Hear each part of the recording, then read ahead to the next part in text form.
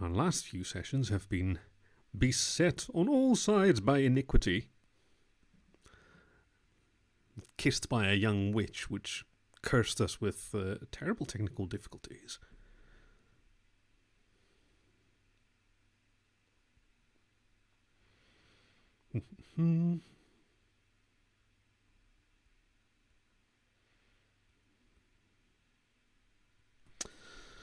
So just let a few folks know.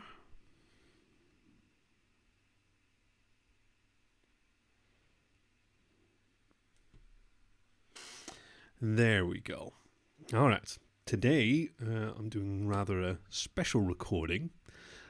Now I'm wondering whether I'm in sync. Today I'm doing rather a special recording of The Wind in the Willows by Kenneth Grahame to celebrate the 100th episode of the Voice of Dog podcast. I'm very excited.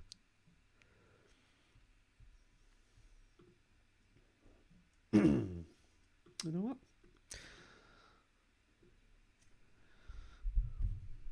The best way to get it is to begin it. So here we go.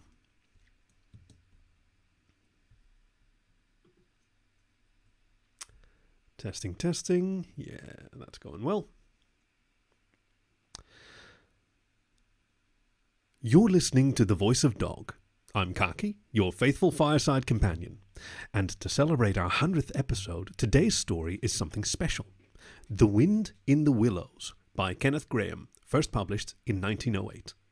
Today's story was selected by Rob McWolf and the public domain text provided by Wikisource. Please enjoy Chapter 1 of The Wind in the Willows by Kenneth Grahame. The mole had been working very hard all the morning, spring cleaning his little home. First with brooms, then with dusters, then on ladders and steps and chairs, with a brush and a pail of whitewash, till he had dust in his throat and eyes and splashes of whitewash all over his black fur, and an aching back and weary arms.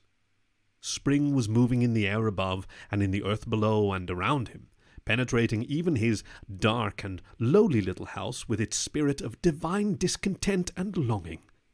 It was small wonder, then, that he suddenly flung down his brush on the floor, said, "Bother!" and "Oh, blow!" Nope, nope, nope. I've got to decide how he's going to sound. This is going to be mole. Intent and longing. Intent and longing. Okay. Oh, yes, I've got my cool new little interface. Yes, that's what I'm going to use.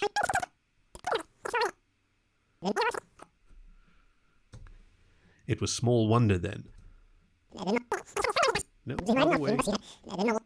This sounds ridiculous, but hey. Okay, I want to find the right spot. Okay, now which button was record again?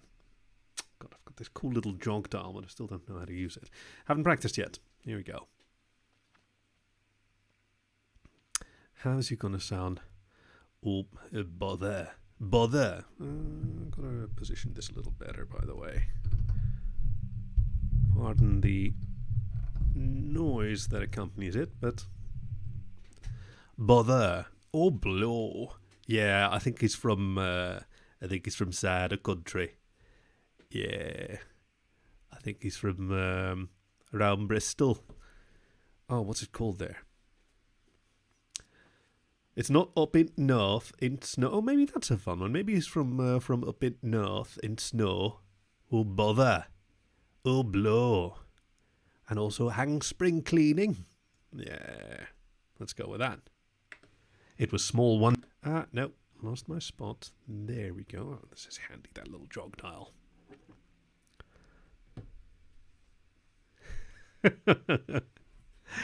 Hey, Spotty.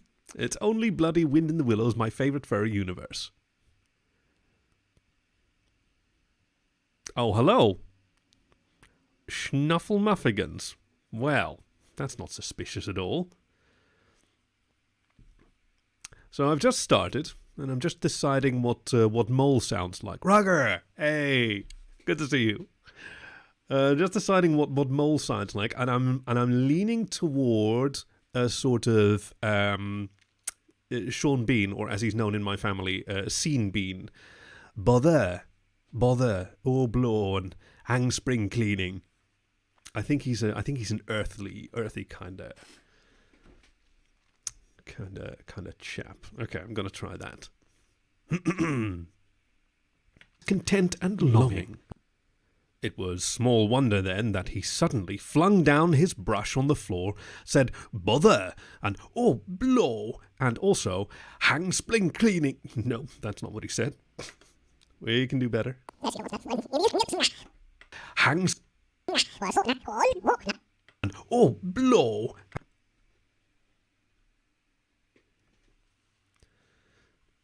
And oh blow, and also hang spring cleaning, and bolted out of the house without even waiting to put on his coat.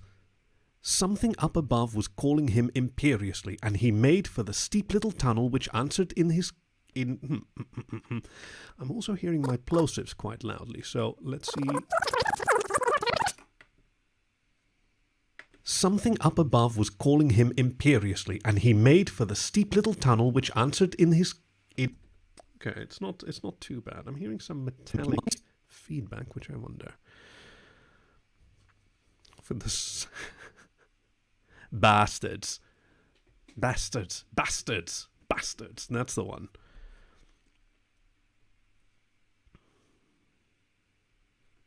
Something up above was calling him imperiously. That's where we're going.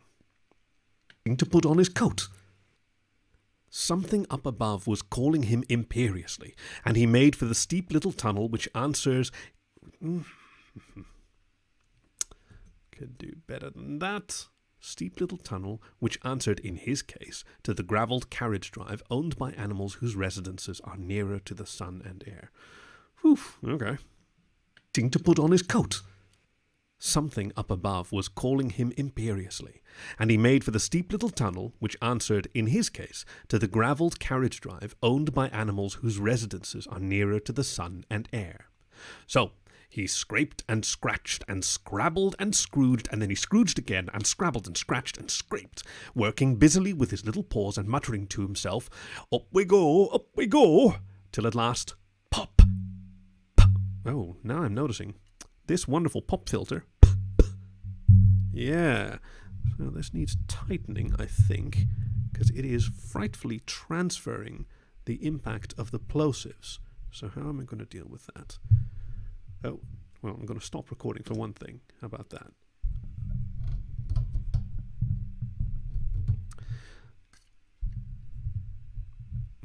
Testing. Yes, if I speak past it, that's better. Actually, that is better, so I'll just turn it. Apologies for all this nonsense. Ta-ta-ta-ta-ta, pa-pa-pa-pa-pa.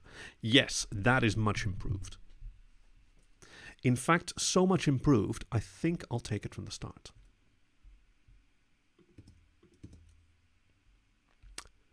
You guys don't mind, do you? The Mole had in the Willows by Kenneth Grahame.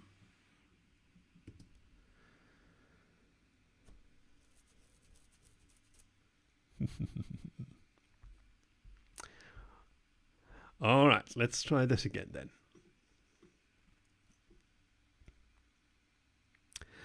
Getting good quality is indeed work, and it's worth doing. Work.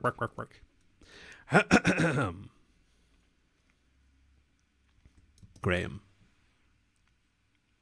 No, I'm not going to start with a lip smack. Come on, Khaki. The Mole had been working very hard all the morning, spring cleaning his little home.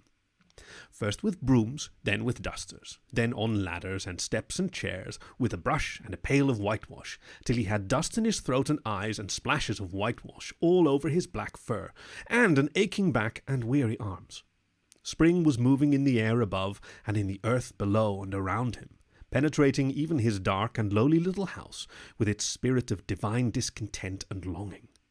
It was small wonder, then, that he suddenly flung down his brush on the floor, said bother, and oh, blow, and also hang spring cleaning, and bolted out of the house without even waiting to put on his coat. something up above was calling him imperiously, and he made for the steep little tunnel which answered, in his case, to the gravelled carriage drive owned by animals whose residences are nearer to the sun and air. So he scraped and scratched and scrabbled and scrooged, and then he scrooged again and scrabbled and scratched and scraped, working busily with his little paws and muttering to himself, up we go, till at last, pop! His snout came out into the sunlight, and he found himself rolling in the warm grass of a great meadow. "This is fine," he said to himself. "Oh, this is better than whitewashing." The sunshine struck hot on his fur, soft breezes caressing his heated brow, and after the seclusion of the cellarage he had lived in so long, the carol of happy birds fell on his dulled hearing almost like a shout.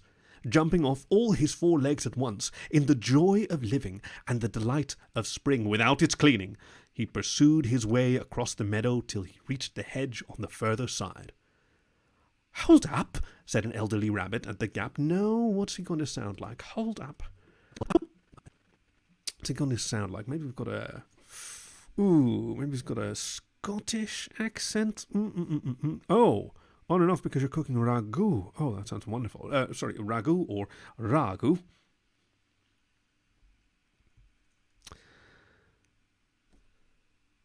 Where are we now? Hold up, said an elderly rabbit. Hold up.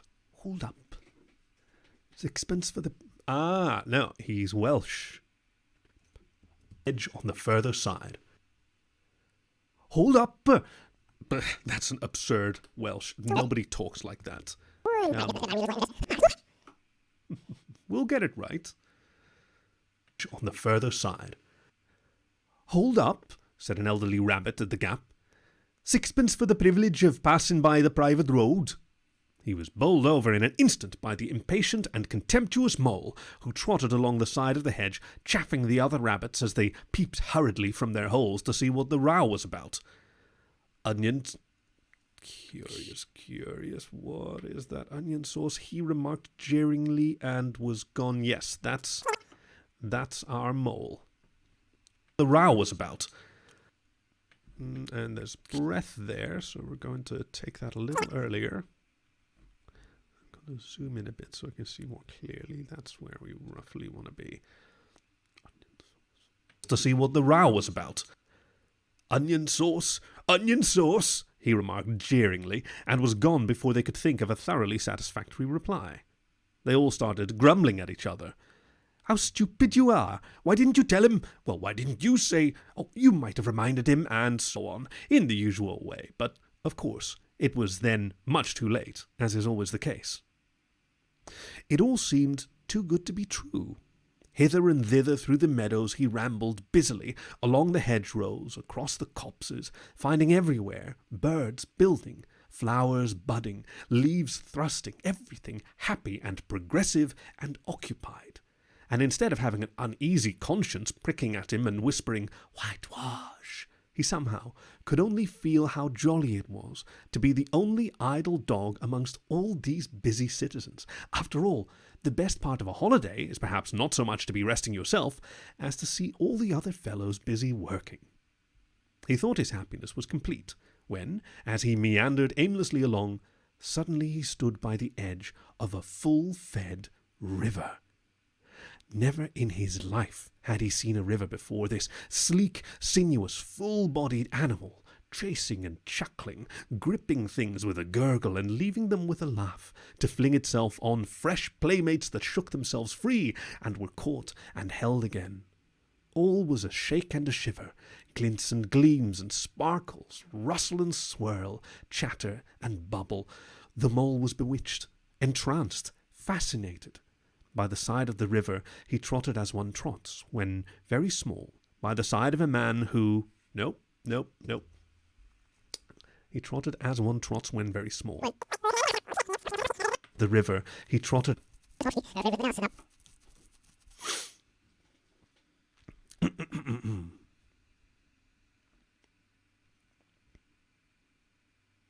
Fascinated. By the side of the river he trotted as one trots, when very small, by the side of a man who holds one spellbound by exciting stories, and when tired at last, he sat on the bank, while by the river still chattered on to him. Come on. Ooh, when very... Yeah, I'm going to have to take it from the start. Tricky run-on sentences here. Just fascinated. By the side of the river he trotted as one trots when very small, by the side of a man who holds one spellbound by exciting stories. And when tired at last he sat on the bank, while by the river still chattered on to him, a babbling procession of the best stories in the world, sent from the heart of the earth to be told at last to the insatiable sea.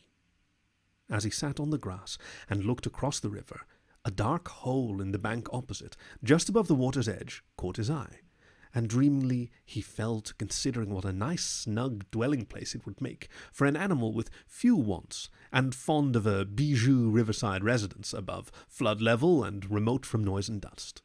As he gazed, something bright and small seemed to twinkle down in the heart of it, vanished, then twinkled once more like a tiny star. But it could hardly be a star in such an unlikely situation, and it was too glittering and too small for a glowworm. Then, as he looked, it winked at him, and so declared itself to be an eye, and a small face began gradually to grow up round it, like a frame round a picture. A brown little face with whiskers. A grave, round face with the same twinkle in its eye that had first attracted his notice. Small, neat ears, and thick, silky hair. It was the water rat. Then the two animals stood and regarded each other cautiously. "Hello, Mole," said the water rat. "Hello, Rat," said the Mole. "Would you like to come over?" inquired the rat presently. "Oh, it's all very well to talk," said the Mole, rather pettishly, he being new to a river and riverside life and its ways. The rat said nothing, but steeped and unfastened a rope, and hauled on it, then lightly stepped into a little boat which the Mole had not observed. It was painted blue outside and white within, and was just the right size. Nope.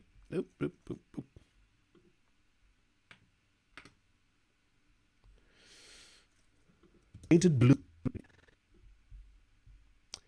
Here we go. Oh, this is charming.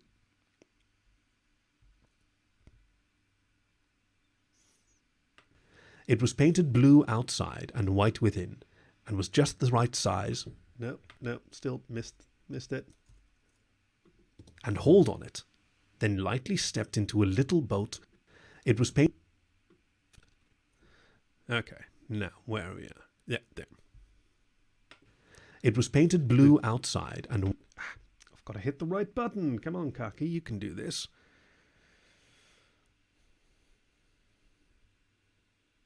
Which the Mole had not observed.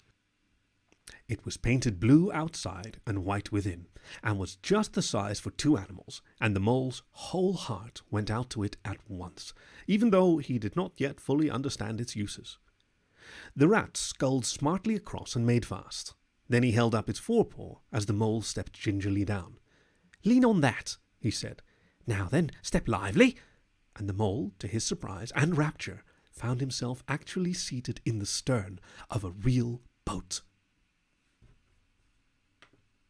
A real beat. Is that right? Did I accidentally type that? Hum.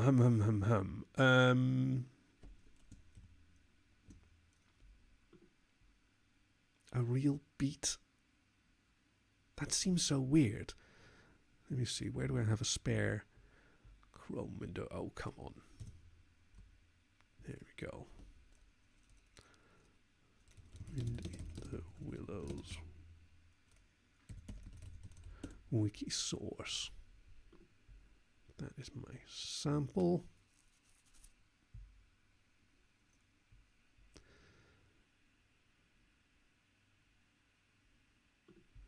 There we go.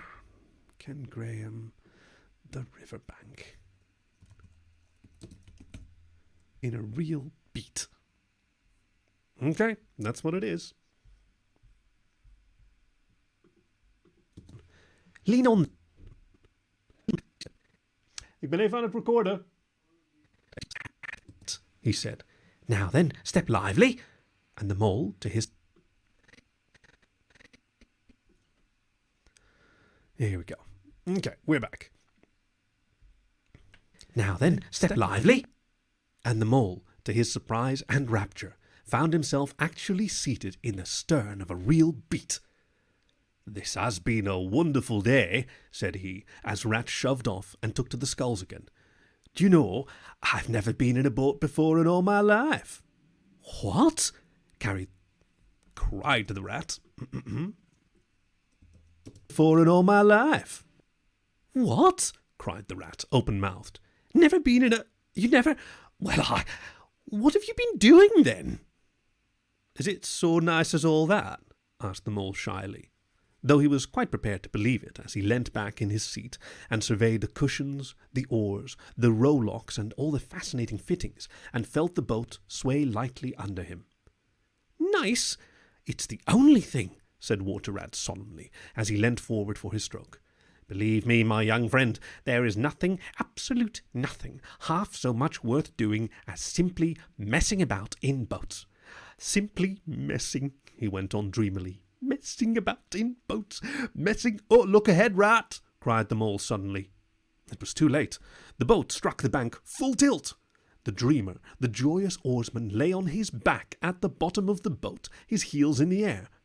About in boats or with boats, the Rat went on composedly, picking himself up with a pleasant laugh. His heels in the air.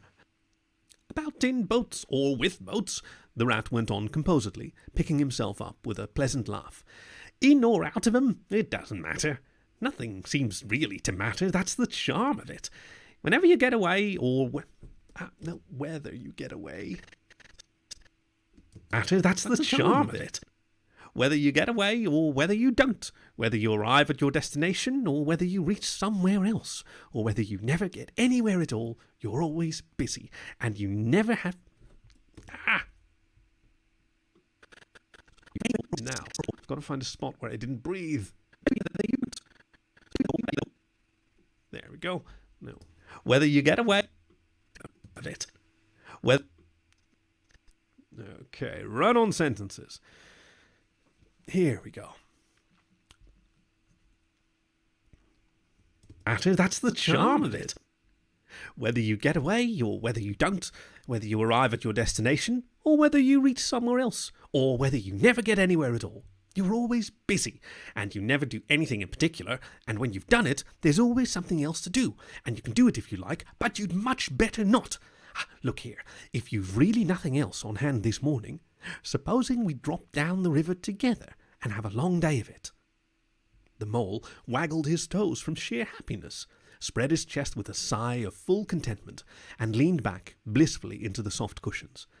What a day I'm having, he said. Let us start at once. Hold hard a minute, then, said the Rat. He looped the painter through a ring in his landing stage, climbed up onto his hole above. He looped the painter through a ring in his landing stage, climbed up into his hole above, and after a short interval reappeared into his hole above, staggering under a fat wicker. Yes, okay, there. Then, said the Rat. He looped the painter through a ring in his landing stage, climbed up into his hole above, and after a short interval reappeared staggering under a fat wicker luncheon basket. Shove that under your feet, he observed to the mole, as he passed it down into the boat. Then he untied the painter and took the sculls again. What's inside it? Asked the mole, wriggling with curiosity. There's cold chicken in it, replied the Rat briefly. I'm going to have to break this up. Okay. Cold tongue. Soda water. I'm going to break it from that side. Ginger beer. Spotted. Woo-hoo-hoo-hoo. Sandwiches. There we go. French rolls. There we go. Oh, Oh, I'm going to be hungry by the end of this. Good gravy.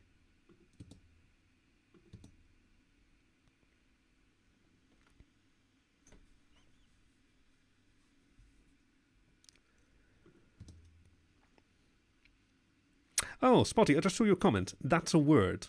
What's the word that you were talking about? Was it a real beat, or was it something else that I missed?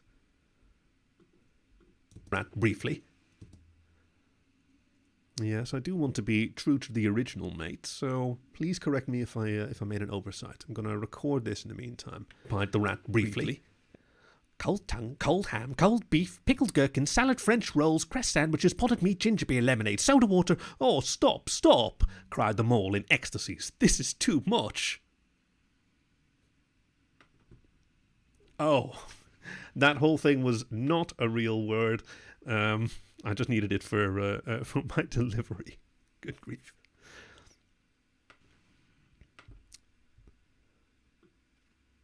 This is too much. Do you really think so? Inquired the rat seriously.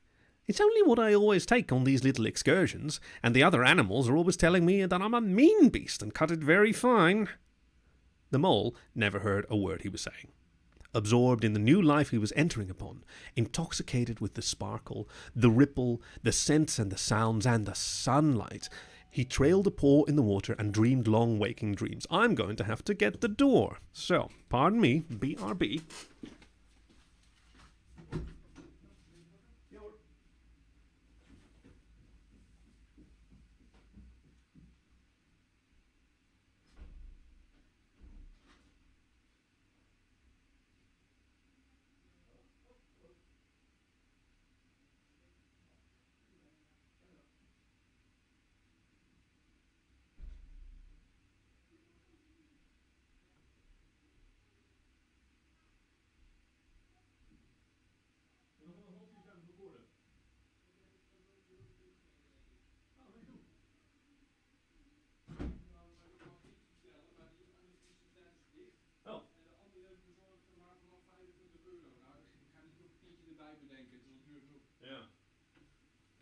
Oké, goed idee. Ja, ik ga een burger niet bestellen. Ja, tot zo. There we go. Always at an inopportune time. Now, where were we? So I'm going to have to get... yes, well... Xanthus.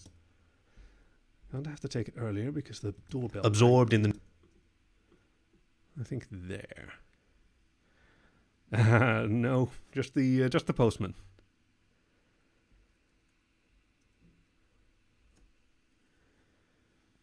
Oh, BP.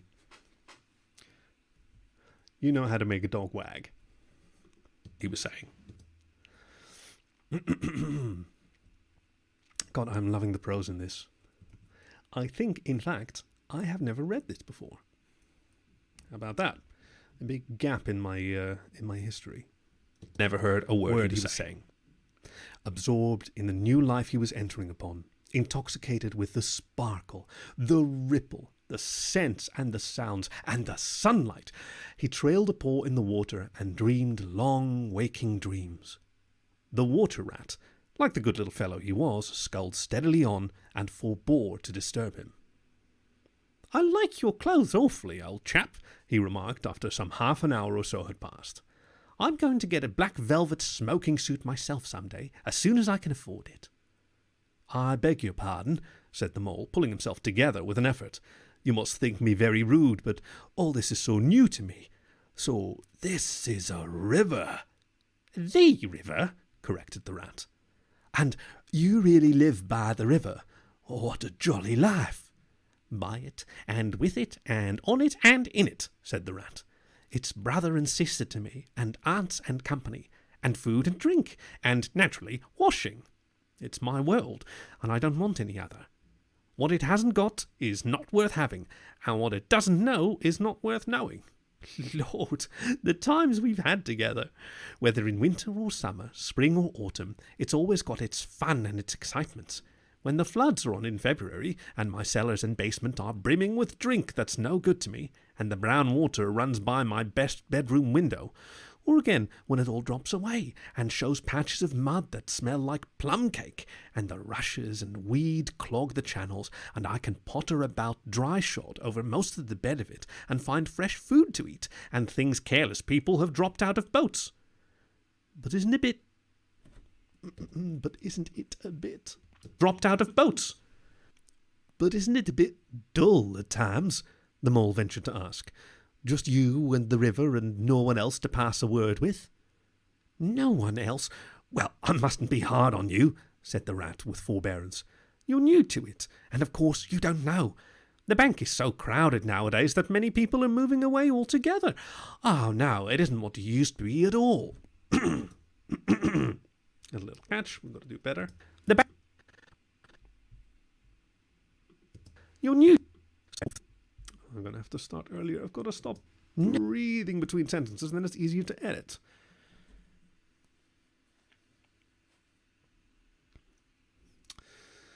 Come now. Okay. To pass a word with? No one else to... Well, I mustn't be too hard on you. Come on. To pass a word with? No one else to... Well, I mustn't be hard on you, said the rat with forbearance. You're new to it, and of course you don't know. The bank is so crowded nowadays that many people are moving away altogether. Oh, no, it isn't what it used to be at all. Otters, kingfishers, dabchicks, moorhens, all of them about all day long and always wanting you to do something as if a fellow had no business of his own to attend to. What lies over there? Asked the mole, waving a paw toward a background of woodland that darkly framed the water, meadows on one side of the river. That's just the wild wood, said the rat shortly. We don't go there very much, we river bankers. Aren't they very nice people there? I'll do that again. Much, we river bankers. Aren't they very nice people in there? Said the mole, a trifle nervously. Well, replied the rat, let me see. The squirrels are all right, and the rabbits, some of them, but rabbits are a mixed lot, and then there's Badger, of course. He lives right in the heart of it. Wouldn't live anywhere else, really. Wouldn't live anywhere else either. He lives right in the heart. He lives right in the heart of it. He lives right in the heart of it. Wouldn't live anywhere else either if you paid him to do it. Dear old Badger, nobody interferes with him. They'd better not, he added significantly. Why? Who should interfere with him? Asked the mole. Well, of course, there are others, explained the rat in a hesitating sort of way. Weasels and stoats and foxes and so on. They're all right in a way. I'm very good friends with them. Pass the time of day when we meet and all that, but they break out sometimes. There's no denying it. And then, well, you really can't trust them. You can't really trust them. Well, you really can't it. And then,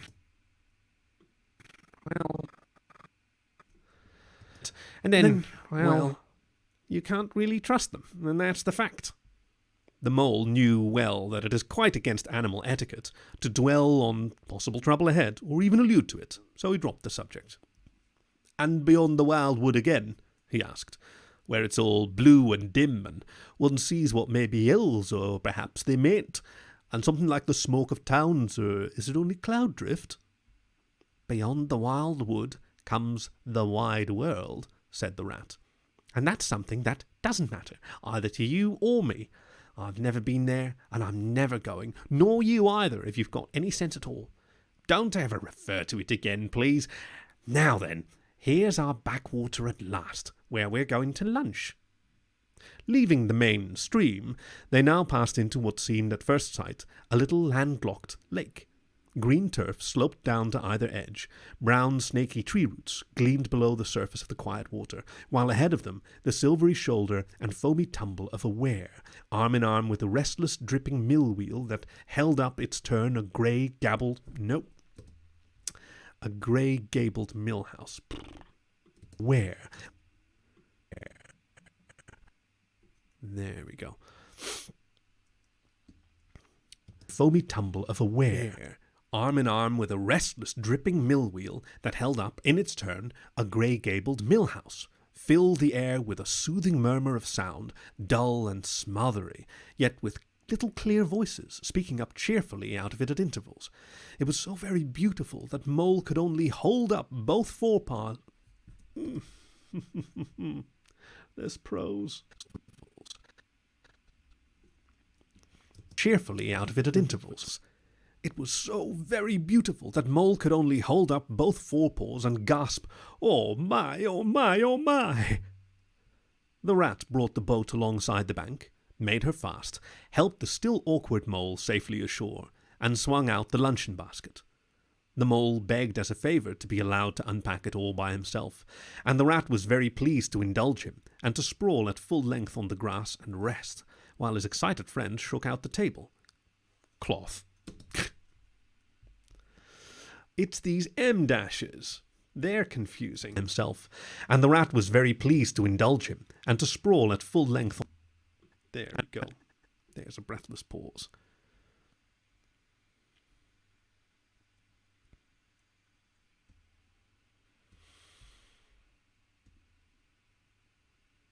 Very pleased to indulge him, and to sprawl at full length on the grass and rest, while his excited friend shook out the tablecloth and spread it, took out all mysterious packets. Oh, good gravy.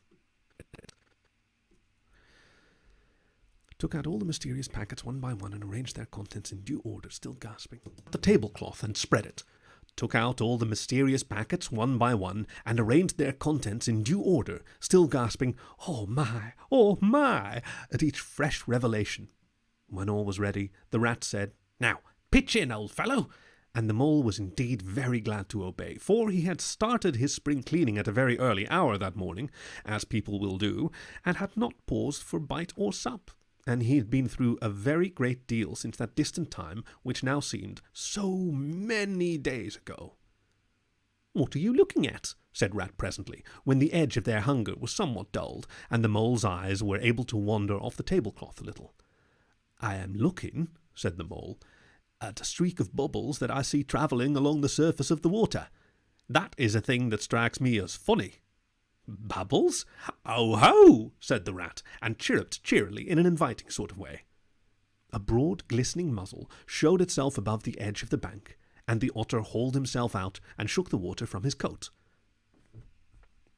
Oh, now what's he going to be? Greedy beggars. No, he's not going to be Welsh, he's going to be Scottish. Why didn't you invite me? Oh. I'm out of practice with my British Island accents. Greedy beggars. Why didn't you invite me, Ratty? Greedy beggars. Yes, he's going to be Irish. He's going to be an Irish otter. And shook the water from his coat. "Greedy beggars," he observed, making for the provender. "Why didn't you invite me, Ratty?" "This was an impromptu affair," explained the rat. "By the way, my friend Mr. Mole." "Proud, I'm sure," said the otter, and the two animals were friends forthwith. "Such a rumpus everywhere," continued the otter. "All the world seems out on the river today. I came up to this back...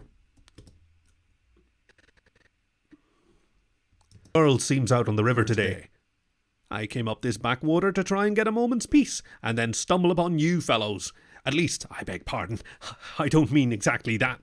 Oh, no. Stumble upon you fellows. At least, I beg pardon. Yeah, I don't exactly mean that, you know." There was a rustle behind them, proceeding from a hedge wherein last year's leaves still clung thick. Last year's leaves, if still clung thick. I've got to imagine that if is misplaced there. There was a rustle. Mean that, you know. There was a rustle behind them, proceeding from a hedge wherein last year's leaves still clung thick, and a stripy head with high shoulders behind it peered forth on them. "Oh, come on, old badger!" shouted the rat. The badger trotted forward a pace or two, then grunted, "Company," and turned his back and disappeared from view. "That's just the sort of fellow he is," absorbed, and disappeared from view. "That's just the sort of fellow he is," observed the rat, disappointed. Just the sort of fellow he is, observed the disappointed rat. Simply hates society. Now we shan't see any more of him today. Well, tell us, who's out on the river? Who's out on the river? Toad's out for one, replied the otter, in his brand new wager boat, new togs and everything. The two animals looked at each other. Good. New togs and everything. The two animals looked at each other and laughed. Once it was nothing but sailing, said the rat. Then he tired of that and took to punting. Nothing would please him but to punt all day and every day, and a nice mess he made of it. Last year it was houseboating, and we all had to go and stay with him in his houseboat and pretend we liked it. He was going to spend the rest of his life in a houseboat. Oh, it's all the same. Whatever he takes up, he gets tired of it and starts on something fresh. Starts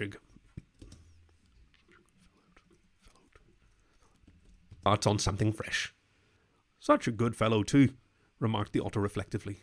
But no stability, especially in a boat. From where they sat, they could get a glimpse of the main stream across the island that separated them, and just then a wager boat flashed into view. The rower, a short, stout figure, splashing badly and rolling a great deal, but working his hardest. The rat stood up and hailed him, but Toad, for it was he, shook his head and settled sternly to his work. He'll be out of the boat in a minute if he rolls like that, said the rat, sitting down again. I keep forgetting how to do my Irish accent. Of course he will. There we go. The rat, sitting down again. Of course he will, chuckled the otter. Did I ever tell you that good story about Toad and the lockkeeper? It happened this way. Toad... An errant mayfly swerved unsteadily athwart the current in the intoxicated fashion affected by young bloods of mayflies seeing life. A swirl of water and a gloop, and the mayfly was visible no more. Neither was the otter. The mole looked down. The voice was still in his ears, but the turf whereupon he had sprawled was clearly vacant. Not an otter to be seen as far as the distant horizon. But again there was a streak of bubbles on the surface of the river. The rat hummed a tune, and the mole recollected that animal etiquette forbade any sort of comment on the sudden disappearance of one's friends at any moment, for any reason or no reason whatever. Well, well, said the rat, I suppose we ought to be moving. I wonder which of us had better pack the luncheon basket? He did not speak, as if he was frightfully eager for the treat. Basket? Pack the luncheon basket? He did not speak as if he was frightfully eager for the treat. Oh, please, let me, said the mole. So, of course, the rat let him. Packing the basket was not quite such pleasant work as unpacking the basket. It never is. But the mole was bent on enjoying everything, and although just when he had got the basket packed and strapped up tightly, he saw a plate staring up at him from the grass, and when the job had been done again, the rat pointed out a fork, which anybody ought to have seen, and last of all, behold, the mustard pot, which he had been sitting on without knowing it. Still, somehow, the thing got finished at last, without much loss of temper. The afternoon sun was getting low as the rat sculled gently homewards in a dreamy mood, murmuring poetry things over to himself, and not paying much attention to Mole. But Mole was very full of lunch and self-satisfaction and pride, and already quite at home in a boat, so he thought, and was getting a bit restless besides, and presently he said, Ratty, please, I want to row now. The rat shook his head with a smile. Not yet, my young friend, he said. Wait till you've had a few lessons. It's not so easy as it looks. The mole was quiet for a minute or two, but he began to feel more and more jealous of Rat, sculling so strongly and so easily along, and his pride began to whisper that he could do it every bit as well. He jumped up and seized the sculls so suddenly that the rat, who was gazing out over the water and saying more poetry things to himself, was taken by surprise and fell backwards off his seat. Come on. Was taken by surprise and fell back. Let's see if I can do it mid-phrase. Oh, thank you, guys.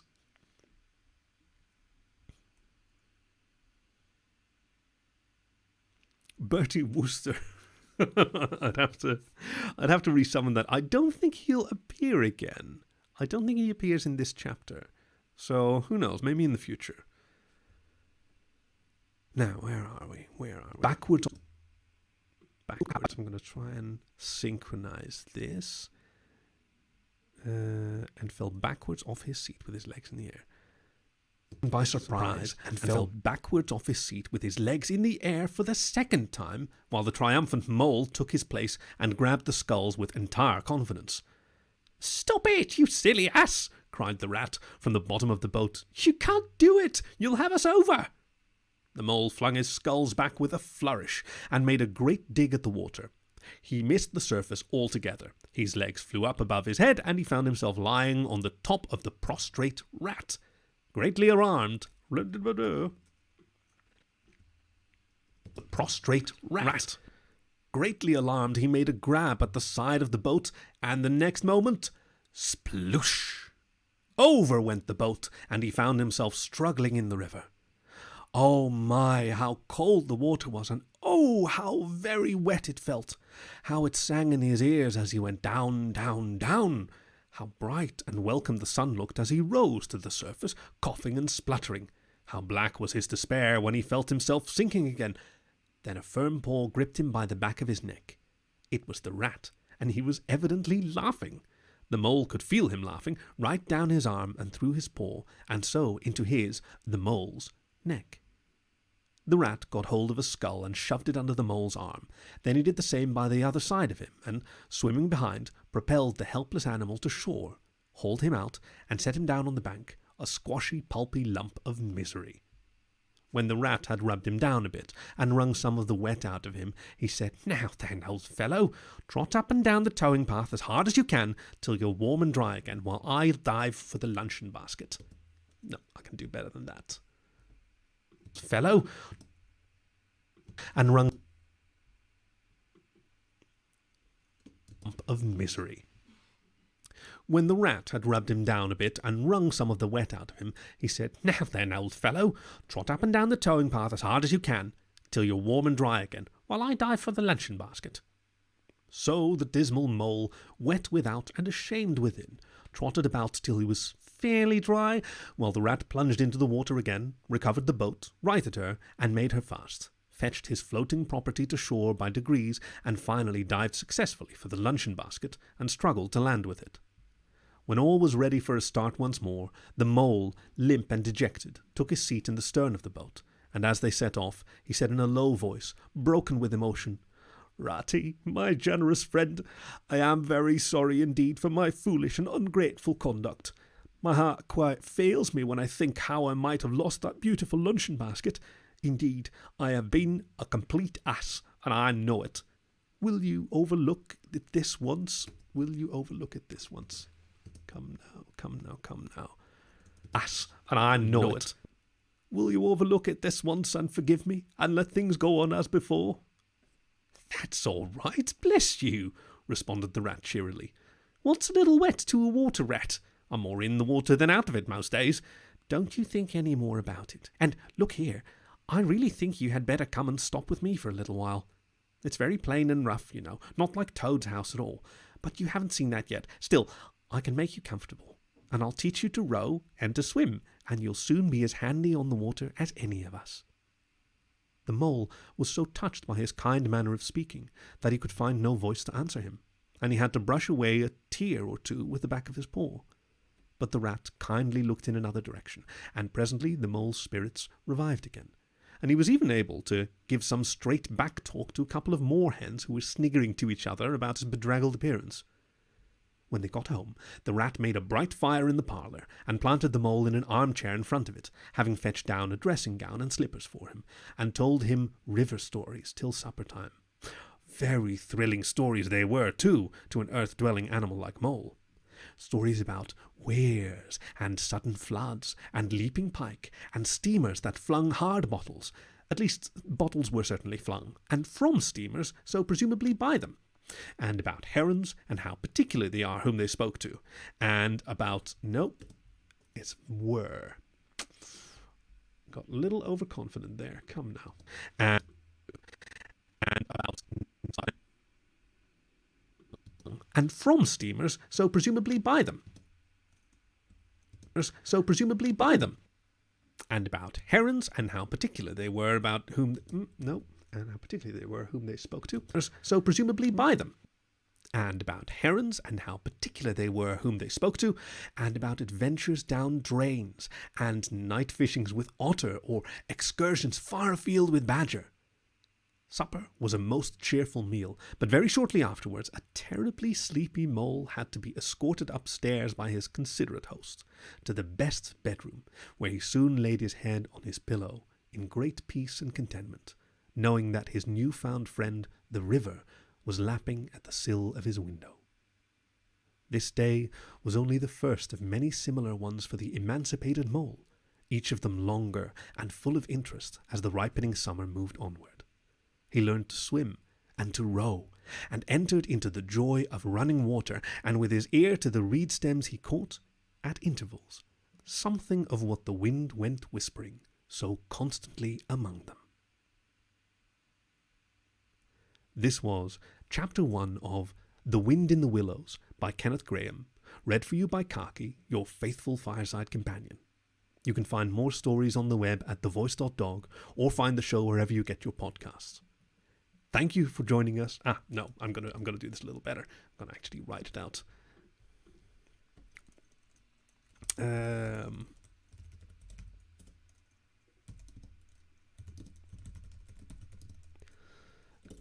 Company.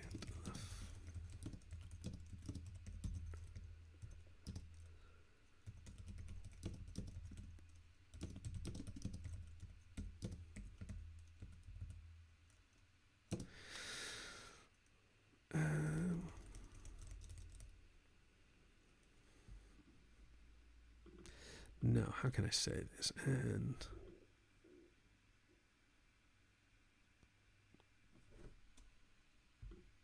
yeah, signature sign off.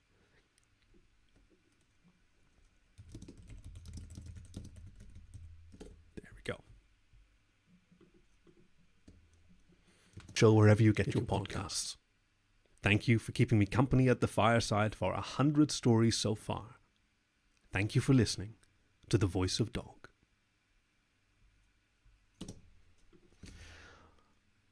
Okay, I am very, very happy with this. This was a wonderful story. And yes, it absolutely is a very sweet romance. In fact, the person who suggested it had a reading of this particular chapter as sort of a coming out metaphor, allegory, and it certainly is coming out of his burrow to the wonderful world of the river and discovering that there's actually a lot of folk there. So let's get the music done.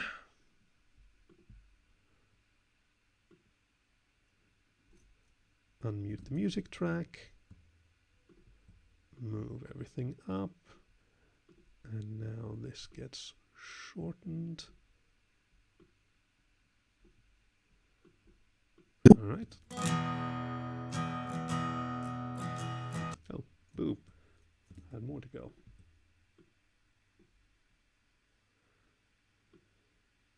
Shorten a bit more, and that. There we go. You're listening to The Voice of Dog on The Wind in the Willows by Kenneth Grahame. That should start fading out a little sooner. Of The Wind in the Willows by Kenneth Grahame. The mole had been working... There's the end credits. And they go at the end. And they'll continue a bit past the very, very end. Whispering so constantly among them. A little more room. Constantly among them. This was Chapter 1 of The Wind in the Willows by Kenneth. 100 stories so far. Thank you for listening to The Voice of Dog.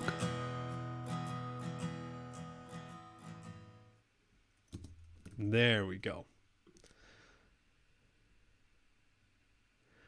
So it's still possible that a new suggestion comes in that, oh, I recorded it in the bloody template again.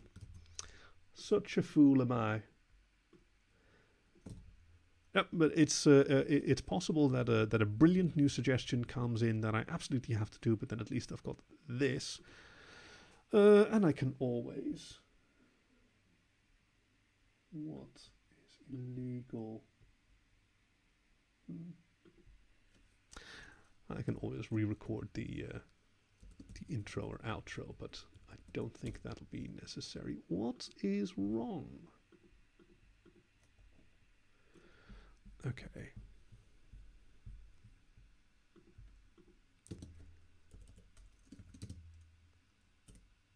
There, that's right. That's what it's always complaining about. I have to use the special quote marks. All right. So that's going to export, and that's going to go live later today, just in time. This is about the closest I've ever cut it, but I'm very happy with it. I hope you enjoyed listening to the recording and my many flubs and my fun editing process. And no, okay. So P.G. Wodehouse has a short story written from the perspective of a dog. Can't recall what it's called. It's not public domain quite yet, but man, you'd love to hear that. Well, maybe P.G. Wodehouse will give permission from the grave or from his estate. I don't actually know if P.G. Wodehouse is still with us. Just this is my hedging tone of voice. All right, dinner awaits. It's just about time, so I'm going to let this continue exporting. Curious why it's taking so long, but then I'll update it, and yeah, I think this is going to be the one that goes live tonight. Thank you very much for joining.